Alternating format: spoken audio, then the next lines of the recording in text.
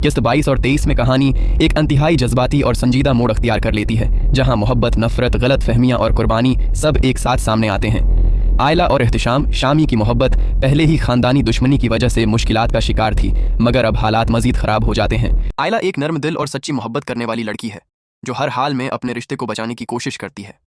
वो एहतिशाम से बेहद मोहब्बत करती है और चाहती है कि दोनों खानदानों के दरमियान सुलह हो जाए, लेकिन उसकी माँ और एहतिशाम की माँ के दरमियान पुरानी नफरत खत्म होने का नाम नहीं लेती। हर बार जब हालात बेहतर होने लगते हैं, कोई ना कोई नया मसला खड़ा हो जाता है जो दोनों को मजीद दौर कर देता है। एहतिशाम भी आयला से मोहब्बत करता है, मगर वो अपने खानदान के दबाव में आ जाता है। किस्त 22 में दिखाया जाता है कि वो कुछ ऐसे फैसले करता है जो आयला के दिल को ठेस पहुंचाते हैं। वो अपने खानदान की खुशी और जिम्मेदारियों के दरमियान फंस जाता है और यही कशमकश उसे कमजोर बना देती है। आयला को लगता है कि शायद एहतिशाम अब पहले जैसा नहीं रहा, जिससे उसके दिल में शकूक पैदा होने लगते हैं। दूसरी तरफ अवन की कहानी खामोश मगर बहुत गहरी है। वो एक सादा, संजीदा और मुखल्लिस लड़का है जो अपनी दादी बीजान के साथ रहता है। अवन काफ़ी उरसे से आयला से मोहब्बत करता है, मगर उसने कभी अपने जज्बात का इजहार नहीं किया। वो हमेशा दौर से आयला की खुशी की दुआ करता है और जब भी उसे तकलीफ में देखता है खुद भी टूट जाता है। किस्त 23 में हालात मजीद जज्बाती हो जाते हैं जब आयला को कुछ सच्चाइयाँ और धोखे सामने आते हैं।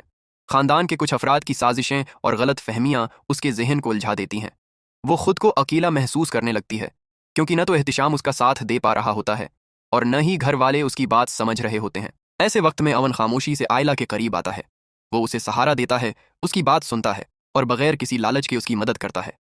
आयला को अवन की मौजूदगी में सुकून तो मिलता है, मगर वो अब भी अपने दिल के फैसले को लेकर कन्फ्यूजन का शिकार रहती है। उसे समझ नहीं आता कि वो अपनी पुरानी मोहब्बत को थामे रखे या इस इंसान को देखे जो हमेशा इसके साथ खड़ा रहा। इन अक़सात में बीजान का किरदार भी बहुत अहम होता है, जो अवन को सब्र और सच्चाई का दर्स देती हैं। वो चाहती हैं कि अवन अपनी मोहब्बत का इजहार करे, मगर अवन डरता है कि कहीं उसकी वजह से आयला मजीद मुश्किल में न पड़ जाए। कहानी का सबसे खूबसूरत और दर्द भरा पहलू ये है कि यहाँ मोहब्बत एक तरफा भी है और दो तरफा भी, मगर हर तरफ रुकावटें हैं। आयला एक ऐसे मोड़ पर खड़ी है जहाँ उसे फैसला करना है कि वो दिल की सुने या हालात की हकीकत को कबूल करे।